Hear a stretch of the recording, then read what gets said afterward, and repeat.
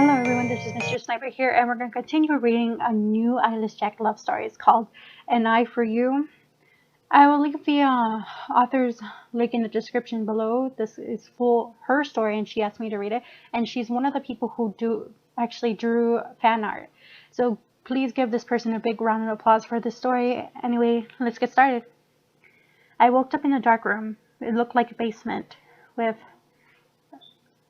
a cement floor and walls and tie her up. I noticed that my friend Summer was tied behind me. I also didn't remember a thing after I got off the school bus, which could help me find out where I am. If I remember, I heard a door open as a small amount of light peered in. I noticed the stairs leading up to the door. A man in a dark gray, almost black hoodie, black jeans, and a blue mask with black holes, with black substance dripping from the eyes. It was Eilish Jack. I read about him, but I never thought he was real. This was amazing and scary. I knew that what he was going to do, which happens to have our organs. I don't understand why he brought us here. He just couldn't have done that at my house when I was asleep. Wait, is he? Jack interrupted my thoughts. If you know me from very, very important, popular stories, you're probably thinking I'm going to harvest your organs. No, I'm not looking for kidneys. I need a heart. Main characters. He lifted me up by my arms and walked me to the other room. I realized my friend was still crying. The room he bring me to was a medical room with tools for surgery. I think to myself, scaredly or psychotic, of course he's going to have tools like this. I didn't care that I'm about to die because I was amazed. I'm to know Eilish Jack and he's real.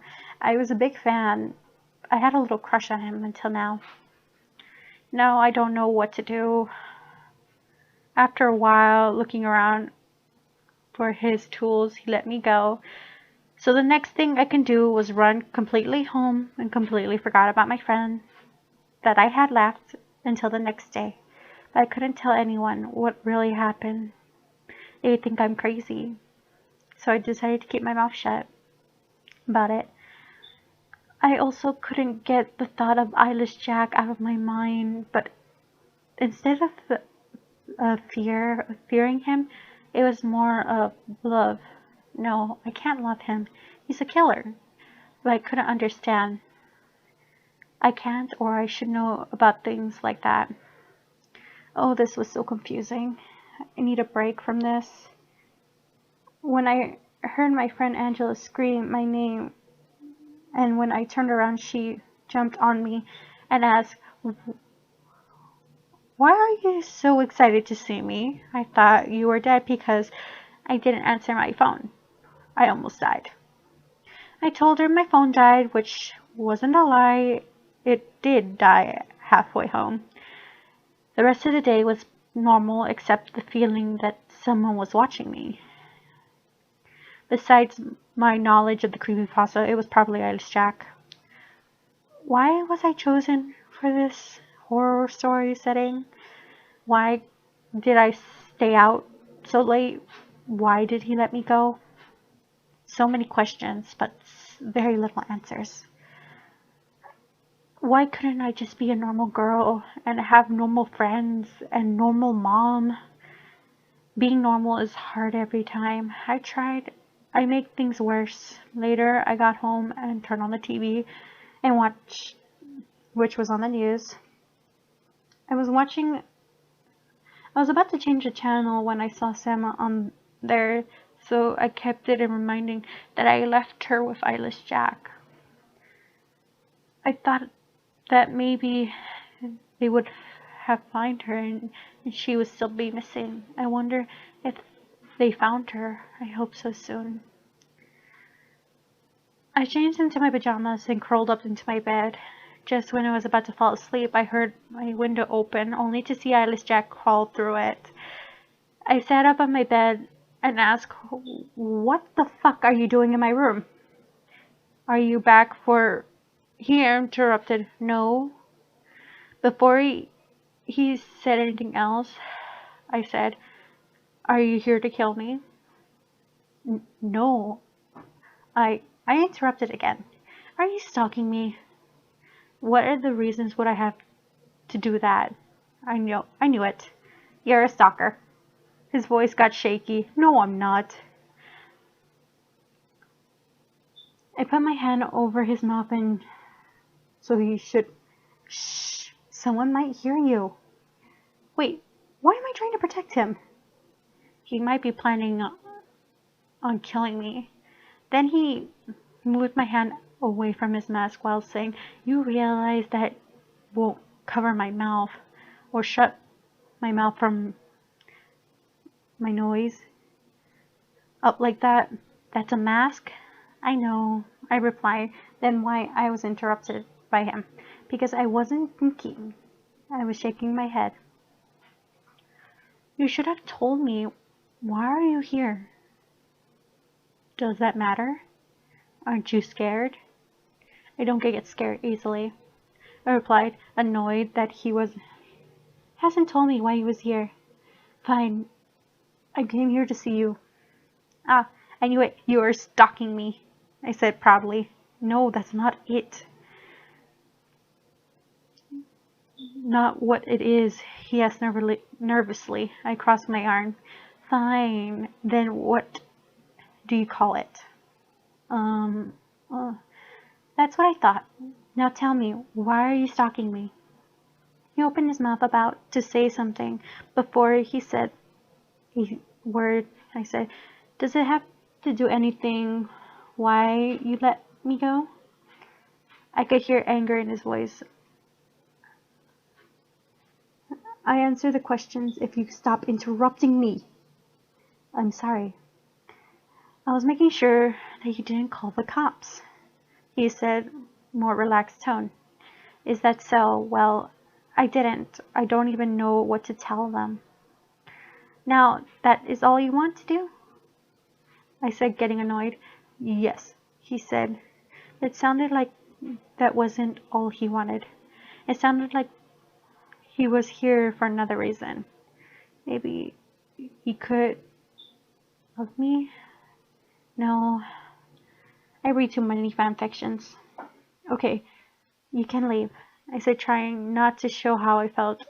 "Are you okay?" he asked me. "Why are you asking me?" "Because your cheeks are pink as the tip of your hair." I'm getting angry and rose my voice at him, not trying to wake up my parents. "Get out of my house." He laughed. I never knew that it was possible for a person to turn that red. I slapped him, throwing off his mask off his face. As he reached to get it, I glimpsed his face and I got a glimpse of his face, and he was gorgeous. And if it was possible, I think I have been blushing more. After he got his mask and left, the night I couldn't get any sleep because I stood awake thinking, why was he really letting me go? A few days later, I went by and I noticed him in my window again. What is he doing here this time?